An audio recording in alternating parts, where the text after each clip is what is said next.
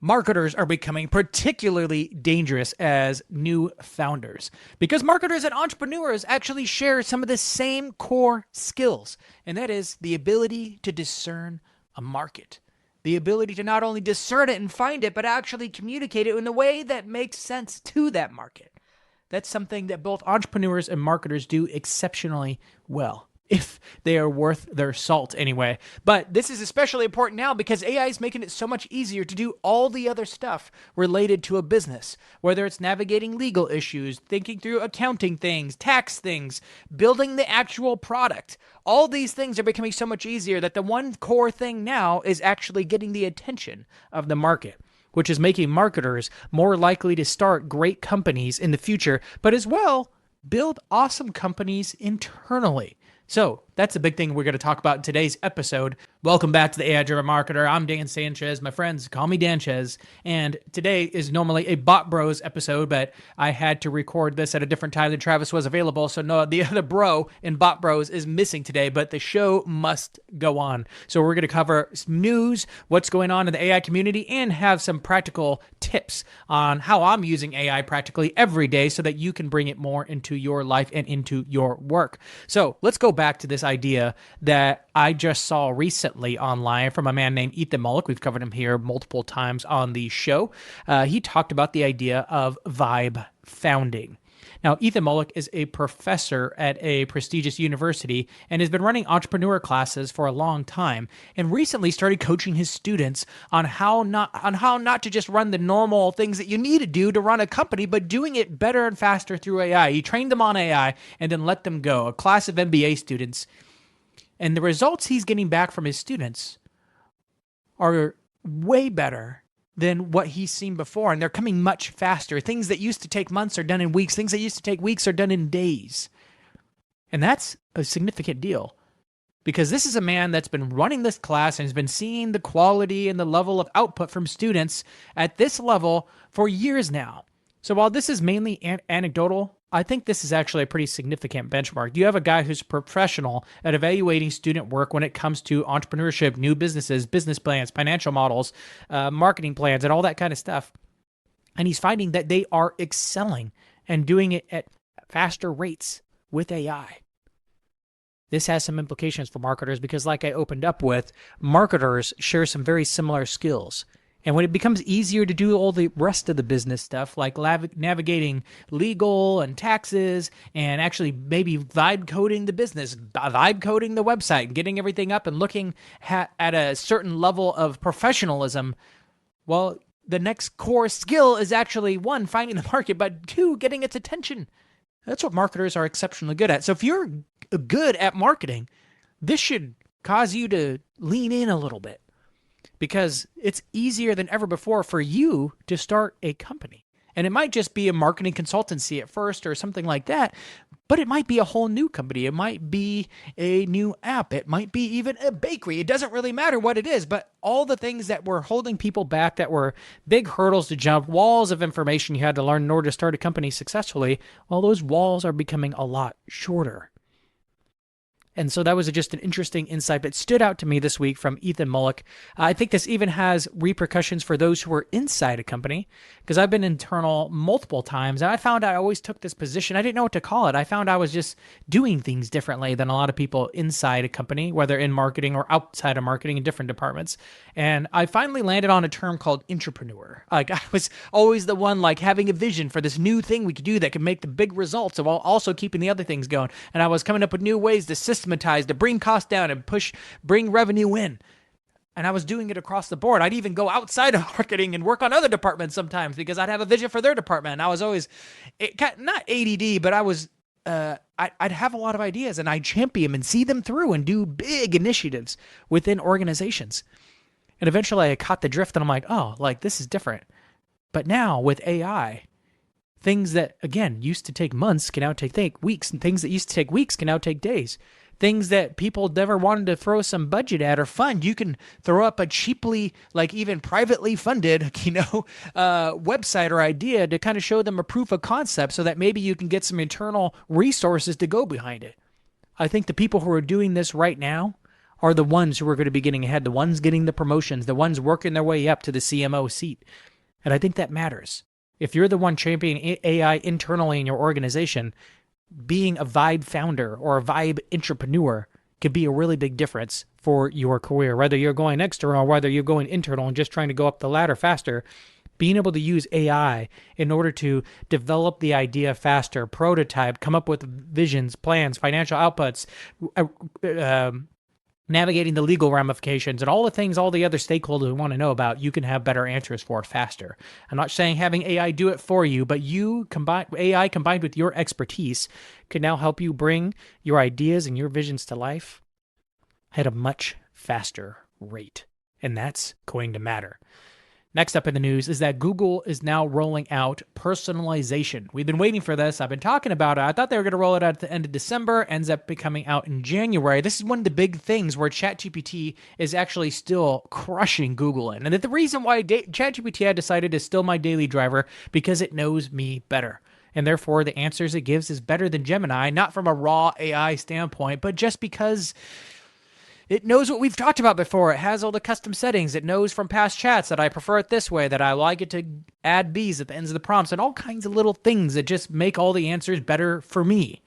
Well, Gemini is now starting to play the game. Unfortunately, they've rolled this out to all the personal accounts and none of the workspace accounts, which are all the pro users. I'm like, me and all my AI friends, like if we're on Gemini, we're generally using it through a workspace account, right? So it's like, I don't have access to the feature. There's actually a lot of features I don't have access to in Gemini because they're ignoring the like typical business users. So Google, come on, help us out here.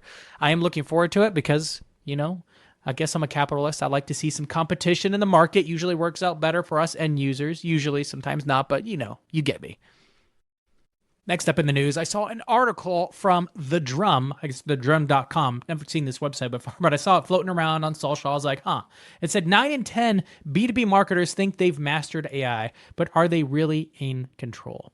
Now, unfortunately, the research report, they didn't really reveal the numbers, so I don't know how authoritative their information is, but I did run a poll afterwards, and we'll talk about the results of that in a bit, that maybe indicated that there might be right. Like a lot of people feel like they've done pretty well in AI. Maybe a lot of the listeners here. I have my own little grading method to see where people are at, and I find that most marketers haven't even really dug deep into custom GPTs or using instructions and projects beyond some of maybe the most basic levels. So I have a hard time believing it's 9 in 10 B2B marketers, but I don't disagree that the perception across B2B marketers is likely that we've achieved an advanced level, because most of us tend to overestimate our level, right? If you ask 100 people if they're above average intelligence, like almost all of them are going to say, of course I'm above the average, right? But that's statistically impossible. Across the 100 of them, one's going to be 1, one's going to be 2, one's going to be 3, and one's going to be 4, right? So people's ability to overemphasize where they're at in it. The one thing I would recommend is ask yourself, how often am I using it? Am I watching videos and learning? Am I up to other people's abilities? This can be hard because a lot of people post fake stuff out there. But the one test I will say is worthwhile and worth looking at is to say, are you using custom GPTs? Do you have about a half dozen well-tuned custom GPTs that you're using regularly? It makes it feel like you're flying. And if they went away overnight, you would cry, weep bitterly. Then if you're doing that, then you're definitely at an advanced level. If you're using at least those tools well, like ChatGPT and Gemini or Claude, one of those 3 core ones, or Grok if you're into Grok, and you're using things like projects and custom GPTs all the time and using them and remodifying them and engineering the instructions in order to get better results out of them, you're probably in the advanced users. So if you aren't there, then go find my other videos on custom GPTs and projects and start learning from them, because that's definitely the step between intermediate and advanced. Not quite mastered, but it's definitely a big jump. So take a look at that, and I will, of course, link to the Vibe founding post and all the announcements from Google and this article from The Drum in this show note. So go check those out there. Also, did you know that I turned this episode into a newsletter? If you want to actually just skim through and read what I'm talking about in the Bot Bro segment of this show every single week, go to aidrivenmarketer.com and subscribe to the newsletter. I literally just turn this show into a newsletter every single week. In case you miss an episode, you could just check out the newsletter. Scan the headlines. There's a fun meme in there that I can't include in the show for some laughs if you like AI humor. And I'm doing it every single week. So go to aidrivenmarketer.com, subscribe to the newsletter, and get a few bits and tidbits that I can't include in this show, including all my favorite bookmarks around AI and marketing throughout the week. I don't include in the show. They're extras, bonuses for those who are subscribing to the newsletter, because I am looking through a lot of things. I can't include everything in this particular segment. So I include the bonuses in the newsletter every week. Go to aidrivenmarketer.com to check it out. Moving on to the sponsor of the week, of course, is High Level, the best CRM and marketing automation platform on the planet. I literally have moved a lot of organizations, even whole colleges, to this, because even though it's built for small business, it's so robust and so powerful that it's hard to justify spending HubSpot level prices on a system when you have something like High Level that you can pay $100 a month for and have even run 3 different companies out of. Yeah, they give you 3 instances. Imagine paying for HubSpot and then being able to run 3 different companies out of it, because you can have 3 different logins and instances of it. It's nuts what they give you for $100 a month. And if you're an agency, then it's a no-brainer, because you get for $300 a month, you get unlimited accounts. Unlimited accounts. You could set up a client on their own high-level account with all its functions and features that are separate from all your other clients. Unlimited for $300. It's nuts. And that's what I've done for a lot of people now. I'm like, even some of my friends that I'm like, hey, you need a High Level account? Here, you can just have one of mine for free. It's kind of nice to be able to bless certain businesses or nonprofits with a High Level account, because I already have, I'm one of those people that have the unlimited accounts. So if you're an agency, you should definitely check out High Level today. But even if you're a solopreneur and you're paying for something like HubSpot, if you're paying for something like ActiveCampaign, if you're paying more than like $50 a month, you should check out High Level. The reason is it has way more features than all the other systems out of. You can get rid of Calendly, you can get rid of funnel pages, you can get rid of your website build, you can get rid of your web host, you can get rid of your phone calls, your text messages, so many different tools are in that tool. You should check it out. Go to danchaz.com/high level and get a extended free trial from 2 weeks to 4 weeks at danchaz.com/high level.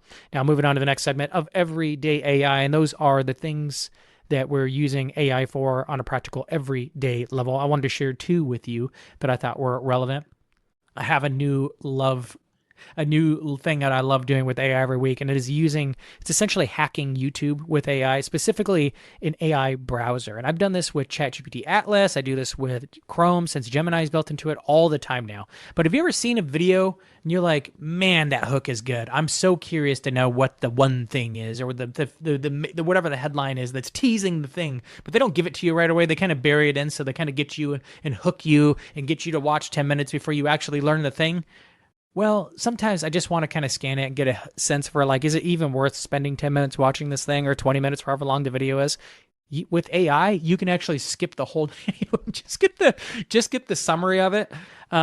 So if you're using any of the Atlas browser or the Gemini within Chrome, you can actually just open up that video, go to the show notes, and there's actually a button called Show Transcript. If you click that button, it pulls up the transcript on the right side of the video. You can then go into your AI browser, again, Gemini or Comet. If you're using an AI browser feature, it then can see the page and the transcript on the page, and then you can ask it, hey, what's the thing they're talking about in this video? Or, hey, what's the one secret?